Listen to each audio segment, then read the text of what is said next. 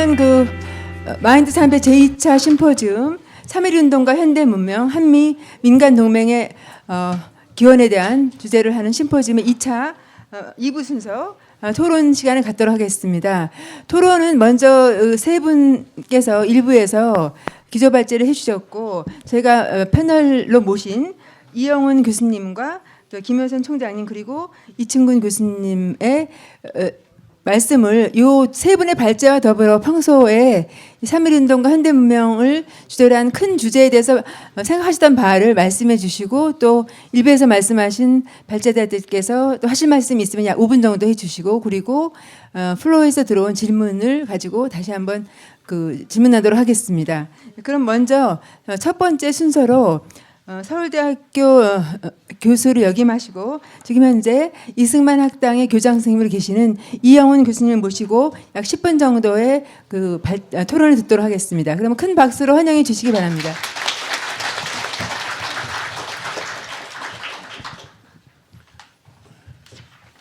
제가 사전에 받은 논문은 김용직 교수의 논문입니다.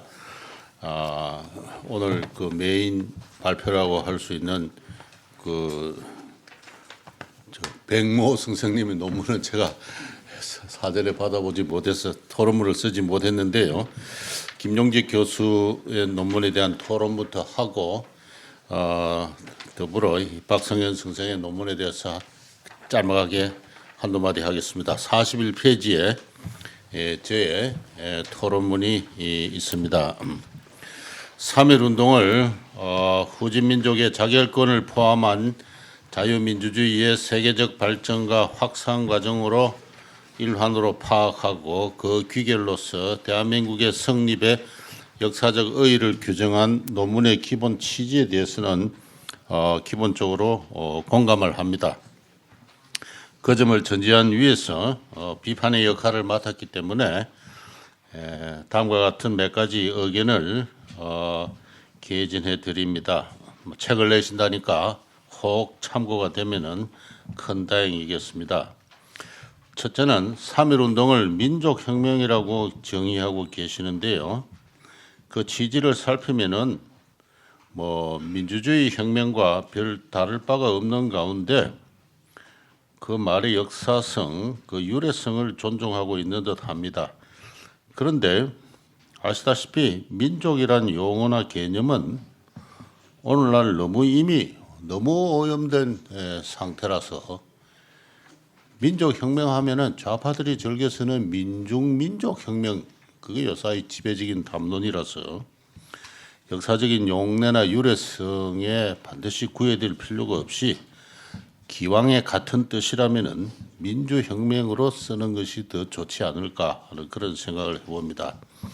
두 번째는 3.1운동의 피해 규모와 관련해서 1920년대의 박은식의 주장을 그대로 인용하고 있고 이것은 그대로 각급 교과서에서도 그대로 인용되고 있는데요. 박은식이 여기에 대해서 철저하게 조사를 하는 과정을 가졌다고 보기도 힘들고 또 근대 역사학자로서 훈련을 받은 분도 아니고 해서 저는 그 피해 규모가 지나치게 과장이 되었다 그렇게 생각을 합니다. 그래서 지나치게 과장되었다고 생각합니다. 당시 이와 관련해서는 참고할 만한 다른 일본의 경찰 통계나 관련 통계들이 많이 여러 개 있으니까 좀 균형 잡힌 인용이 필요하다 그런 생각이 됩니다. 그다음에 세 번째로는 3.1운동이 전국적으로 확산되면서 대중이 일제의 근대화 정책에 대한 반발의 일환으로 상당히 폭력적인 형태로 참가했다고 그렇게 했는데 그 실정적 근거가 의심스럽습니다. 이와 관련해서는 앞서 그 박성현 선생의 일제 조선 지배 정책에 대해서 설명을 했는데 저는 전폭적으로 동감입니다. 흔히들 교과서적인 해설에 의하면은 일제의 수탈에 저항을 해서 3.1운동이 일어났다 하기도 하고 하는데 그건 다 사실이 아닙니다. 1910년대 총독부는 토지조사 사업을 하고 임야조사 사업을 하고 여러 가지 수리조사 사업을 하고 그랬습니다. 그리고 토지조사 사업의 결과를 토대로 해서 새로운 지시를 부과하고 했는데요. 절대 그 수탈적이지 않았고 일반 대중으로부터의 저항도 없었습니다. 뭐 이런 이야기하면 또 이제 저 사람 또 저런 이야기하구나 하고 이제 제가 평생 먹어온 욕이니까 기왕에 먹을 바에 끝까지 먹자 해서 지금 그런 거 없었습니다. 3.1운동 당시에 제가 뭐 자료를 많이 본 건 아닌데 토지조사 때 내 토지 뺏겨왔으니까 토지 내놔라 하고 이 꽃갱이 들고 일어난 사람도 없고 그 토지 대장을 보관하고 있는 지방군청이나 위원사무소를 습격한 적도 없고 그렇습니다. 그래서 근대화 정책에 대한 반발이라기보다는 아까 저 박성현 선생님이 발표한 대로 한국인들이 근대를 아는 개인의 자유가 뭔지, 독립이 뭔지, 사유재산이 뭔지, 국가가 뭔지, 정치적 권리가 뭔지를 각성함으로써 근대인으로, 그러니까 일제의 근대화 정책의 어떤 의미에서는 일제의 근대화 정책 자체가 3.1운동을 불렀다 해도 좋습니다. 그래서 그러한 그 조선인이 근대적인 인간으로 변해나가는 때 나타나는 하나의 정치적 그 욕구, 그죠?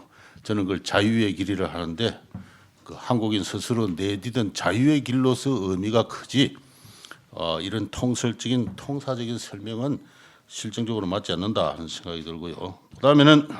다음으로는 한성 임시정부와 관련해서 13도 대표의 국민회의가 실제하지 않았다는 연구 성과도 있고 뭐 인터넷 찾아봐도 이런 건 대개 어느 정도 이야기가 되고 있습니다. 그래서 저는 한성 임시정부의 법통성, 거기에 기초한 대한민국 임시정부의 법통성 그런 것을 부정한다는 건 아니고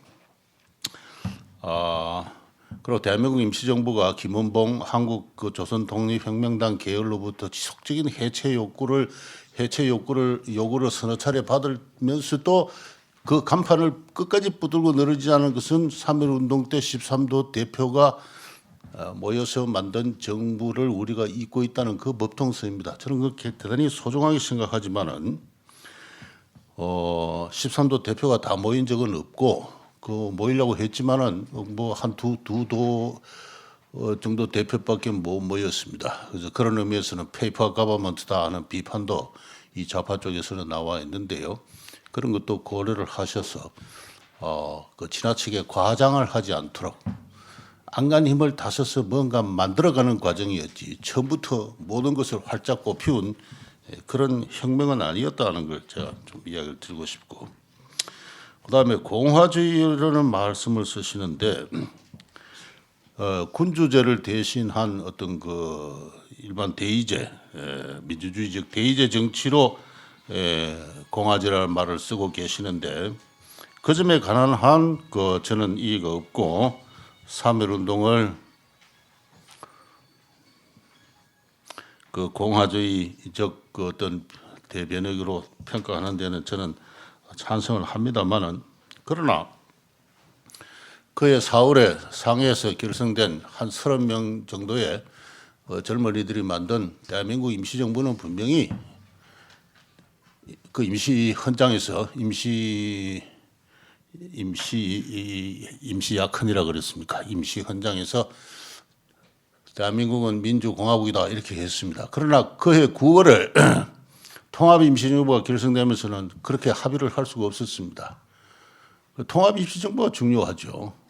한성임시정부, 노령임시정부, 상해임시정부를 통합해서 안창호 선생이 만든 그 통합임시정부의 헌법에는 민주공화국이라는 말을 서로 합의할 수 없어서 그 말을 결국 못 넣었습니다. 그래서 무슨 이야기냐면은 저는 공화주의는 뭐 정의하기 애매한 개념이지만은 왕정을 대체하는 대의제라는 대의민주주의라는 뜻도 있지만은 공화의 큰 틀 안에서 서로가 다소간의 이념적인 스펙트럼을 차이를 갖고 서로 평화롭게 공존하는 그 이념의 그 틀, 그것을 또 공화제로 볼 수가 있습니다. 그런 의미에서는 대한민국 임시정부의 구성원들의 이념은 시간이 지날수록 점점 갈라졌습니다. 그래서 끝내 민주공화적이라는 합의를 할 수가 없었습니다. 그래서 그런 점도 좀 고려할 필요가 있지 않나 하는 그런 생각이 들고, 그래서 만들어가는 과정이었지 처음부터 모든 게 뭐 활짝 꼽혀가지고 박뒤 밝은 지시등이 앞에서 밝혀진 것처럼 그렇게 과장하는 것도 이 실정주의적 관점에서 비판을 받을 수 있다는 것을 제가 말씀드리고 싶고, 그 다음에는 이 논문에서 언급되고 있는 이 미국 상원의원 1919년 6월에서 10월 3.1 운동 이후에 한국 독립 문제를 토의한 결과 위원회가 승인을 하지 않았다 이렇게 이야기를 했는데, 저는 이 방면에 뭐 직접 사료를 본 적은 없는데 간혹 이런 저런 책을 보면은 20년 3월 17일에 미국 상원 의원이 상원에서 한국 독립 문제를 포기한 결과 34대 46으로 부결했다 이런 말도 있습니다. 그래서 이게 과연 사실인지, 이게 사실이라면 앞에서 그 위원회가 부결했다는 것과 어떤 관계가 있는지, 이게 만약 사실이라면은 이게 아마 사실일 가능성이 클지도 모르는데 한국 독립운동사에서 나름대로 큰 역할을 의미가 있는 비록 부결이 됐지만 34대 46으로 부결이 됐으니까 뭔가 문제를 제기하는 데는 성공했다는 그 말씀을 드리고 싶고, 마지막으로 한 가지만 더, 토론문에는 없습니다만 최근에 여러 가지로 그 이런저런 생각, 논문을 보고 생각을 하는 건데, 아까 왕정을 폐지하고 공화정을 성립했다는 데 대해서 3.1 운동에 합의를 이루었다고 했습니다. 그래서 그 초기 헌법을 보면은 이제 구왕실을 우대한다 하는 그런 정도로 복벽주의가 극복되었다고 했는데, 우리가 하나 놓치고 있는 것은 왕실은 존속하고 있었습니다. 왕실은 존속하고 있었어요. 조선 왕실이 없어진 게 아니고 조선 왕실이 존속을 하고 있었고, 덕수궁 그 순종 황제는 덕수궁 이왕으로서 엄전히 존속하고 있었고, 덕수궁 이왕이 죽었을 때 일본에 있는 영천왕이 와서 서방을 했어요. 영천왕이 돌아올 때 제가 최근에 무슨 일기를 읽고 있는데 전국이 영천왕을 환영하는 뭐 임시휴일이 돼가지고 말이죠.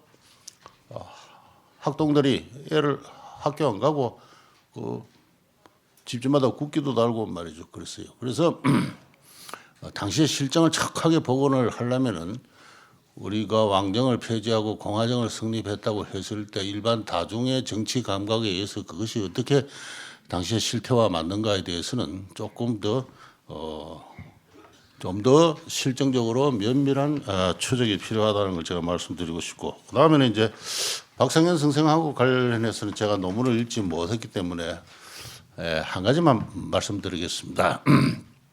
반소반공주의가 이 후진국에서 여러 후진국에서 지배적이 있는데 우리 한국에서만큼은 그게 지배적이지 않았고, 그 점에서 한미 민간동맹의 역할이 컸다.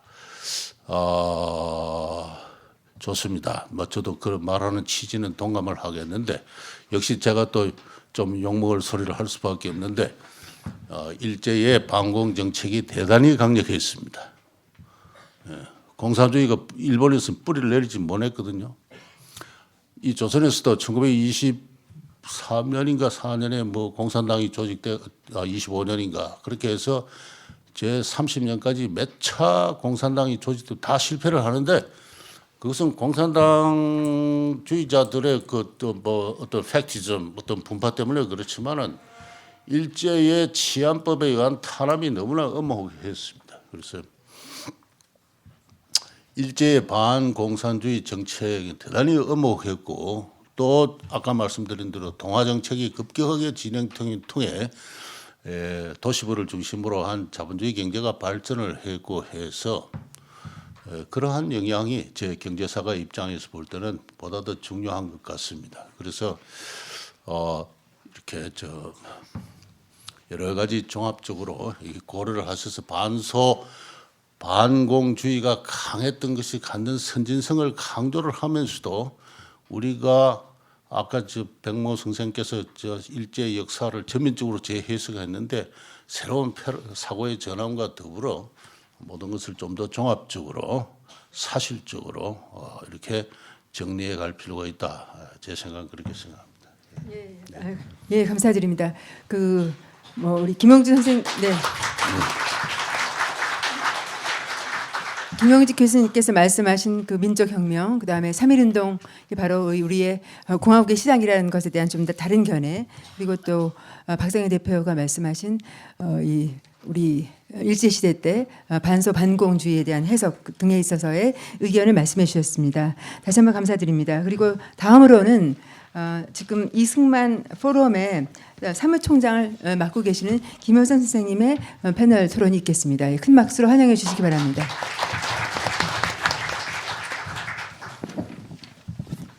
사실 제가 이 자리에 있기에는 너무 격이 떨어지는데 어떻게 하다 보니 좀 나오게 됐습니다. 앞에서 제가 교수님들께서 발표하신 거를 좀 비판한다거나 이런 데는 좀 격이 안 맞는 것 같아서 일단 제가 그 말씀 중에 좀 더 첨언하고 싶은 것들, 그리고 조금 제가 봤을 때 약간 좀 오류가 있다고 생각되는 것들 한 두 가지만 보태서 말씀드리려고 합니다. 우선 아까 김영직 교수님께서 3.1운동이 혁명이라고 하셨다고 하는 거는 맞습니다. 이제 3.1 운동 때부터 얘기했을 뿐만 아니라 이제 48년에 재헌의회를 구성하고 헌법을 제정할 때 그때 헌법 독해를 하면서도 그 이야기가 나와요. 헌법 전문 이야기를 하면서. 그러니까 우리 이승만 대통령은 3.1혁명 발표 사실에 대하여 이제 헌법 전문에 남기자 그러면서 3.1혁명이라고 하셨습니다. 근데 물론 이제 미완의 혁명이고 지속되는 혁명인데 이 혁명이 우리가 48년 건국을 함으로써 통일된 나라는 아니지만은 반쪽의 나라이지만 그래도 일단은 혁명의 완성이라고 볼 수 있지 않을까. 저는 이제 그렇게 생각하거든요. 또 그런 의미에서도 이승만 대통령이 또 계속 이걸 혁명이라고 하셨던 것 같고요. 또 저는 지금 모든 분들이 물론 이제 금년이 3.1절 100주년 되는 해이기 때문에 또 요 시기이기 때문에 3.1절에 대해서 많은 의미를 부여하시며 3.1절에서 비롯돼서 우리가 지금 우리나라의 국채로 하고 있는 공화주의라든가 민주주의가 발현돼서 내려온 거 아닌가 그렇게 많이 해석들 하시는 것 같습니다. 한편으로 보면은 그럴 수도 있겠다 생각하지만 이승만 대통령이 헌법을 제정할 때 또 같은 그날 헌법 전문 얘기를 하면서 대부분 이제 이런 말씀을 하셨습니다. 조그만 제가 그 헌법 전문 독해한 내용을 한 두어 달랑만 읽어드릴게요. 우리가 자발적으로 일본에 대하여 싸워가지고 입대 진력해오던 것이라 하는 것은 우리와 이후에 우리 동포들이 알도록 잊어버리지 않도록 했으면 좋겠다 하는 것을 무슨 말이든지 좋으니 그 벽두에 민주국이다 하는 것 35년 전의 정신을 쓰는 것이 잘 표시되어서 좋으리라고 이제 이렇게 요청을 이제 이승만 그때 국회의장께서 요청을 하십니다. 근데 저도 이 35년이라는 걸 가지고 참 많이 생각을 해봤습니다. 이분이 이거는 잘못 실수해서 35년이라는 이야기를 한 거 아닌가. 왜냐하면 1919년을 이야기하면은 48년이니까 그래봐야 30년이고 또 그 이후에 민국 30년이라는 말을 사용해서 지금까지 좌파들이 야 봐라 이승만도 민국 30년이라고 했지 않느냐 1919년이 건국 원년이야 이런 주장에 이용되는 이야기들을 많이 했었지 않습니까? 그런데 그 30년도 아니고 35년 왜 35년이라고 이야기했을까 이게 실수일까 이제 그런 생각을 하면서 제가 다른 자료들을 좀 봤는데요. 이때가 어느 때냐면은 그러니까 박사 학위를 취득하고 와서 YMCA 활동을 하다가 이제 백오인 사건으로 막 잡아들이고 일제의 종교 탄압이 시작되지 않습니까? 왜냐 유일한 국제사회와의 통로가 이 YMCA였는데 이 이승만이 전국을 다니면서 YMCA를 조직하고 하다 보니 이 쇠가 커지는 거예요. 더군다나 그 YMCA 주축이 젊은 청년 학도들, 그러니까 그 당시 우리 사회 엘리트층들이 각성하고 일어나면은 사실 일본으로서는 굉장히 불안한 일이지 않습니까? 그래서 그런저런 사건을 해서 이승만 박사가 다시 1912년에 망명을 하죠. 종교적 망명. 그리고 나서 종교적 망명을 해서 이제 그 과정은 빼고 본토에서 윌슨 대통령을 만나서 좀 도움도 청해 보려고 하다가 이것저것 안 되고 결국은 많은 고민을 해요. 고민을 하다가 그 하와이에 정착하게 됩니다. 그 1913년에 이 하와이에 정착해서 그때 하자마자 바로 2달에 걸쳐 한국교회 핍박이라는 책을 탈고를 하는데 이 책이 제목은 한국교회 핍박이지만 백오인 사건의 진상을 소상하게 밝히고 또 앞으로 이제는 우리 그 한국인들이 어떤 방향으로 나가야 되는지 그 방향을 제시한 내용들이거든요. 그러니까 그 책에 보면은 우리가 기독교 정신으로 개조해서 그렇지 않으면 이제 우리에게 희망이 없다. 그 정신으로 개조해서 나가야 된다. 뭐 이런 이야기부터 좀 종교적인 이야기도 많이 있고 그리고 나서는 하와이에서 본격적으로 활동을 하면서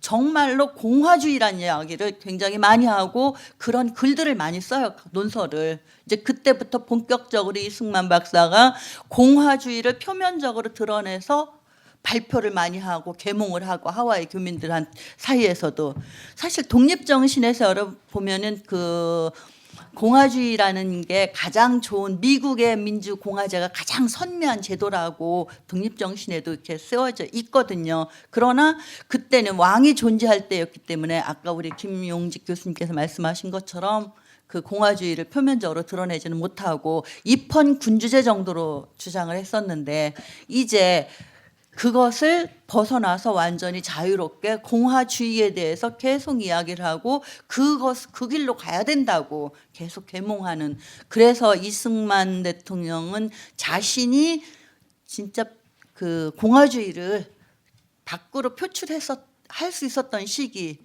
그래서 그때부터 이 원년이라고 생각했던 거 아닌가 그냥 저 개인적으로 그 자료를 보고 그렇게 생각을 했습니다.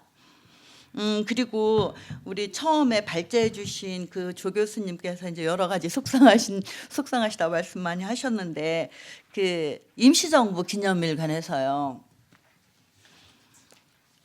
상해 임시정부가 수립된 날을 기념일로 한다고 하더라도 4월 13일이 맞지 않나. 그 다음에 또 원래는 한성정부의 법통을 계승해서 상해 임정과 노령 정부가 작파한다 그랬거든요. 해소한다 그랬어요. 완전히 해체를 하고 한성 정부 밑으로 다 들어간다고 그 통합할 때요. 그러면은 최소한 한성 정부 수립일인 4월 23일을 하든가 아니면 세 개의 정부가 통합된 9월 6일을 임시정부 기념일로 하는 것이 옳지 않은가. 그거는 제가 우리 김용직 교수님께서 본문에 인용해 주셨던 그 이영희 그 임시정부 연구가 그분하고도 제가 1시간 넘게 토론을 하면서 제기했을 때 그분도 그것이 맞다고 말씀을 하셨거든요. 근데 이런 여러 가지 문제들에 대해서 제가 사실 오늘 토론 내용과는 좀 동떨어진 그냥 제가 생각하고 있는 것들을 이렇게 말씀을 드렸습니다. 그리고 이거는 이제 좀 다른 이야기인데 우리 이영훈 교수님께서 그 마지막에 김용직 교수님께서 이제 말씀하신 부결됐다는 거요. 요거는 부결된 게 맞습니다. 그때 당시에 우리나라뿐만 아니라 체코 마사릭이 와서 체코의 독립 문제하고 같이 이제 올라갔거든요. 그다음에 이제 아일랜드 것도 올라가고 그런데 우리 거는 부결이 됐습니다. 근데 그거를 지금 학자들은 대단하게 생각 안 하고 있습니다. 처음으로 우리 한국의 독립 문제가 미 의회에서 거론이 되고 논의가 되고 의사록에 부결됐다 하더라도 남았다는 거는 굉장히 큰 업적인데 이게 지금 거의 별 의미가 없는 것처럼 그렇게 되어 있는 거 참 안타깝고요. 제가 시간을 조금 남아 있나요? 10분 남았으면 말씀하시면 일단 좀 예. 말씀해 주시죠. 우리 그 박성현 대표께서 말씀하신 거 이제 동학하고 해서 이렇게 넘어 그런 것 그 동학이 최시영이 주저앉히면서 그 이렇게 폭력적으로 흐르지 않았기 때문에 그것이 결국은 우리가 이제 민간 외교 차원으로 그러니까 한미 동맹이 민간 한미 동맹으로 연결될 수 있었다는데 굉장히 신선한 그 생각이에요.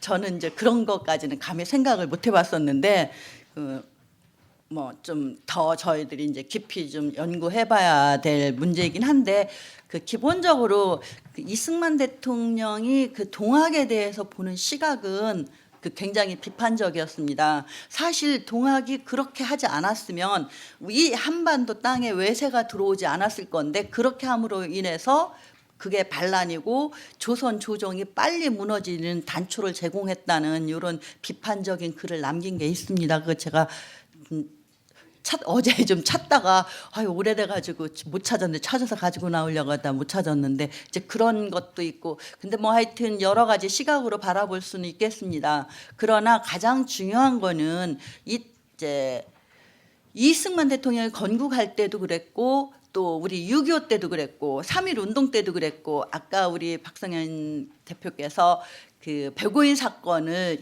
우남이 미국에 가서 윌슨 대통령한테 압력을 넣어서 이렇게 많이 석방되고 죄들이 경감되지 않았겠나 그 연구가자라고 하는데 그거는 그렇지는 않습니다.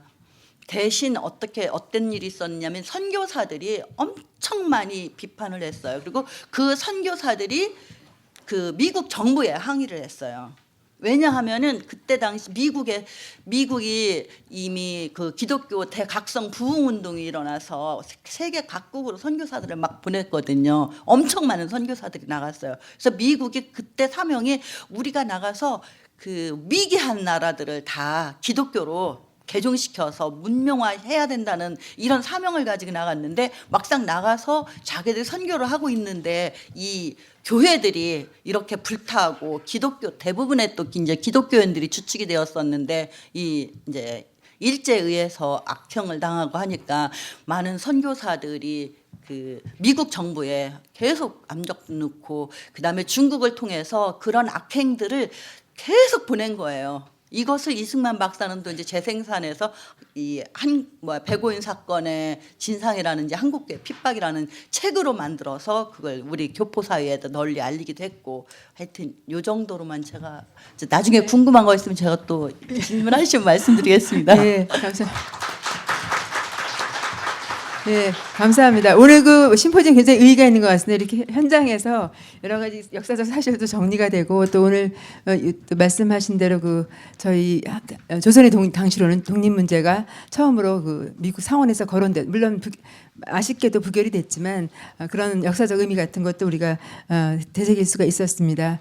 그리고 다음으로는 저희가 좀 사실 이렇게 약간 결례지만 좀 늦게 모시느라고 이렇게 제대로 공지도 못하고 했습니다만 저희 우리 여기 계시는 모든 분들이 가장 좋아하시고 존경하시는 우리 이충근 교수님을 저희가 좀 이렇게 어렵게 모셨습니다. 지금 이충근 교수님께서는 아시겠지만 우리나라 참 국제 정치의 전문가로서 지금 현재 상황에 대해서 많은 가르침을 이렇게 유튜브를 통해서 주고 계시고 그리고 현재 국가전략포럼 연구위원으로 활동하고 계십니다. 좀 큰 박수로 환영해 주시기 바랍니다. 네, 안녕하십니까. 예.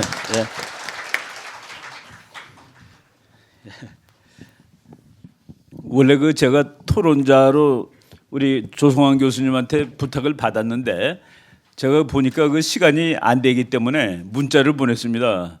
제가 성남에서 1시에 출발하기 때문에 공식 토론자로서는 내가 갈 수가 없고 대신에 이 주제가 너무 내가 공부를 하고 싶은 주제이기 때문에 뒤에 가서 앉아 있겠다고 그랬는데 안내하는 사람이 또 앞으로 안내하는 바람에 이렇게 갑자기 나오게 됐습니다. 제가 사실 이승만 이 3.1운동에 대해서 나와서 토론할 만한 그 전문적인 공부를 하진 않았습니다. 우리가 오늘 그 3.1운동 100년이라고 그러는데 저는 100년 그러면은 국제정치학 이 학문으로서 금년이 100년 되는 해입니다. 100년 되는 해인데 1차 대전이라는 전쟁이 정말 왜 이 전쟁이 났는지를 거꾸로 보면은 정말 황당무계한 전쟁입니다. 그래서 그 뭐 최근에 나온 책 보면은 전부 그 슬립 워킹, 눈 감고 걸어간 겁니다. 강대국들이 전부 다 눈 감고 걸어가 가지고 이 전쟁이 그냥 터져버린 거예요. 그래가지고 이제 처음에 전쟁을 시작할 때 뭐 영국, 프랑스 이런 나라들이 이 8월 달에 시작을 했습니다. 8월 달에 전쟁을 시작하는데 군복을 전부 하복인데 동복을 준비한 나라가 아무 나라도 없었습니다. 왜냐하면 낙엽이 지기 전에 전쟁이 끝나니까. 그러니까 프랑스는 자기네가 이겨서 끝나고 영국도 자기가 이겨서 끝납니다. 독일도 가을 되기 전에 끝날 거야. 그래가지고 전쟁을 했는데 그 전쟁이 크리스마스를 4번이나 겹치면서 유럽의 젊은이들을 1,000만 명이나 죽었습니다. 미국은 그래서 구경하고 있었습니다. 구경하고 있었는데 그때 이제 미국 대통령이 윌슨 대통령이죠. 윌슨 대통령은 전쟁에 들어갈 생각이 사실은 없었습니다. 그러다가 1914년에 전쟁이 나고 그리고 미국은 어느 편도 아니에요. 그게 이제 우리가 항상 국제정치 볼 때 주의해서 봐야 될 부분인데 미국은 유럽을 다 장악할 나라가 독일이다 그러면 독일 반대편 듭니다. 프랑스가 유럽을 다 먹을 것 같아. 그럼 또 그 반대편 듭니다. 바로 미국은 유럽에서 세력균형을 유지하는 것이죠. 아무튼 뭐 그 얘기. 그래가지고 독일이 이길 것 같으니까 미국이 1917년에 전쟁하러 갑니다. 그래갖고 미국이 들어가는 바람에 미국이 이겼죠. 그래가지고 이제 미국이 1차 대전을 끝내면서 진짜 세계 챔피언이 되는 겁니다. 어마어마하게 막강한 나라로 태어나는 것이죠. 가서 전쟁을 해가지고 그 실력도 증명해 보였고 유럽에서 어떤 나라보다도 미국이 강하다는 것을 증명해 보였고 경제력도 많은데 전쟁이 끝나자마자 그 윌슨 대통령이 이제 상당히 그 이상주의적인 사고 방식을 가지고 있으면서 이게 왜 전쟁이 나느냐? 국가들이 비밀 외교를 해서 전쟁을 한다. 그리고 좋은 국제법이 없다.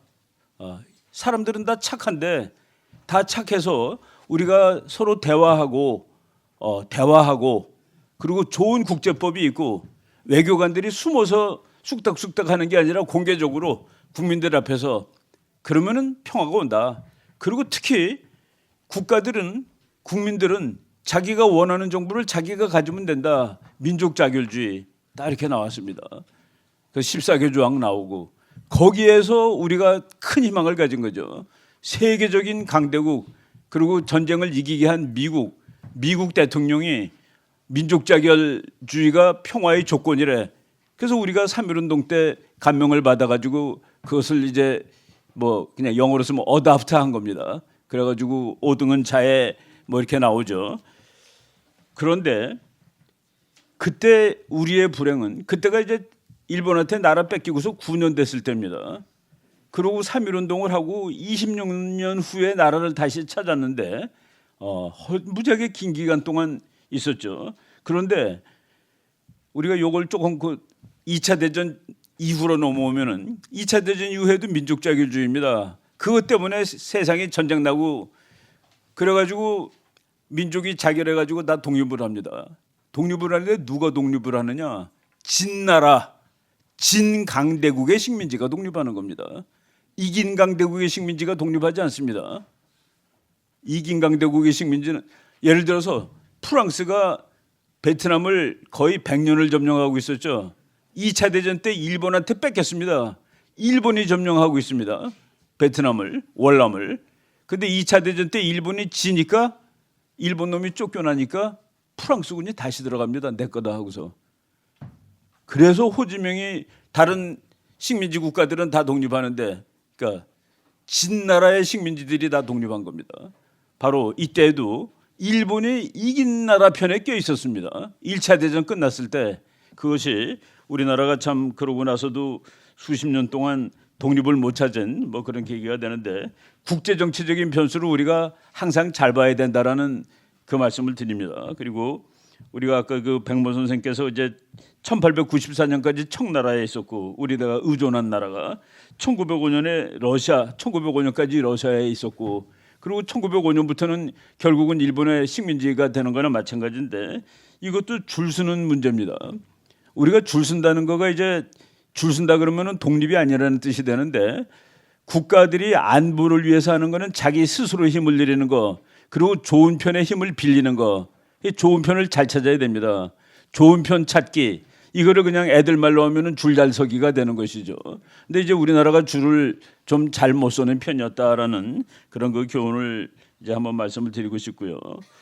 윌슨 대통령이 바로 이상주의자이기 때문에 그리고 그 이전까지는 전부 다 이제 국제 정치가 없이 국제법, 역사학 이런 것들이 있었는데 국제 정치학을 윌슨 대통령이 사실은 만들었죠. 그래갖고 윌슨 대통령이 만든 국제 정치학은 이상주의입니다. 이상주의, 좋은 국제법, 공개 외교, 민족 자결주의 이런 거 등등 하면은 세상은 앞으로 평화가 올 거야. 그런데 뭐 미국은 그래서 유엔 같은 거가 유엔이 아니라 국제 연맹이죠. 그런 좋은 기구를 만들었는데 미국에서는 전쟁 끝났으면 됐지 뭘 또 가서 뭘 하느냐 그러고 미국 상원에서 국제연맹 가입조차 부결시켜 버려 가지고 미국은 뭐 이 가입도 못했습니다.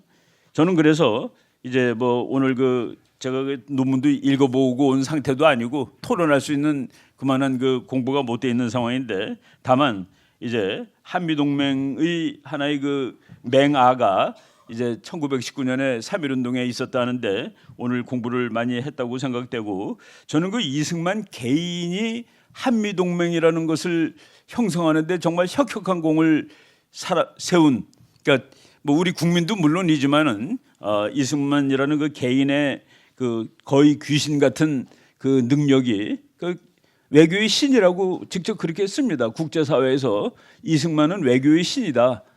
그 한미동맹이라는 그 당시에 미국은 세계 챔피언이고 한국은 세계 거의 100나라 중에서 거의 끝인데 끝에 있는 나라가 미국하고 거의 대등한 조건으로 동맹을 맺었다는 거는 그 처칠이 미국 보고 그랬죠. 그 조그만 나라한테도 쩔쩔매는 미국이라고 그렇게 얘기했습니다. 제가 그 뭐 오늘은 그냥 약간 뭐 에피소드 같은 거 말씀드리는데 제가 그 오하이오 주립대학 가가지고 전쟁사를 박사 코스를 이제 마쳤습니다. 우리 그 지도 교수가 박사 논문을 한국 가서 하나 쓰라 그러면서 논문 제목을 주는데 논문 제목이 이승만과 미국 군이라는 제목을 주더라고요. 이걸 한번 연구해 보래요. 연구해 달라는 뜻입니다. 한국 사람들이 더 잘하니까. 그래서 제가 물어봤습니다. 왜 이런 걸 하라고 그랬냐 그랬더니 교수님이 이승만을 당한 미국군 장군들이 없다는 거예요. 이승만 만나면 다 설득당하고 케어당하고 그 참 제3세계 미국이 보기에 제3세계의 그 아주 늙은 노인인데 그 노인이 미국 장군들을 다 쥐고 흔드는 그 모습이 이제 감동을 받았던 거죠. 전쟁 나는 날 6월 26일 날 새벽에 이승만 대통령이 메가더 사령부에 메가더가 동경에 있었죠. 거기다 전화가 옵니다. 아이 별 5시 주무시는데 어떻게 밤 2, 3시에 전화를 바꿔줍니까? 안 바꿔주니까 대통령이 호통을 쳤습니다. 바꾸라고. 그래서 그 부관이 메가더 장군을 바꿔줬는데 이승만 대통령이 막 욕을 해댑니다. 당신 말이야 책임지라고. 내가 미국 가면 안 됐는데 빼가지고 이렇게 됐으니까 당신 책임져야 된다고 막 소리를 지르는 그 장면이 이제 우리가 그 뭐 책으로도 다 기록이 돼 있는데 바로 그 이승만 대통령 미국이란 나라의 그 본질을 알고 우리 오늘 뭐 여기 공화주의 얘기 많이 나오는데 그 공화주의를 창조한 나라가 사실은 뭐 미국 아니겠습니까? 그 현대판 공화주의가 이런 것들을 잘 아는 그런 그 이승만 대통령이 한미 동맹을 만들었다는 그런 생각을 이제 다시 해봅니다. 이 소중한 동맹을 유지해야 된다는 그런 규범적인 말씀을 드리고 제가 그 질문을 하나만 딱 한다면은 이건 뭐 잘 모르고 궁금해서 그러는데 우리 그 3.1절 노래가 김인현 3월 1일 종호 터지자 밀물 같은 대한독립 만세 우리가 전부 다 태극기 들고 대한독립 만세라고 그랬다는데 5등은 자의 조선이 독립국임을 혹시 조선 대한독립 만세인가 조선 독립 만세인가 그거 아시는 분 있으면 좀 답을 해주십시오. 네, 감사합니다. 네, 요거까지 하겠습니다. 네네. 네, 큰 박수로 다시 뭐, 감사해. 네. 앞뒤가 없어가지고 죄송합니다. 네. 그 저희가 어렸을 때 배우기를 조선독립 만세로 불렀다고 하는데 이제 지금 이제 대안이 됐기 때문에 저희가 그냥 그런 게 아닌가. 제가 전문가는 아니지만 그렇게 알고 있습니다. 예.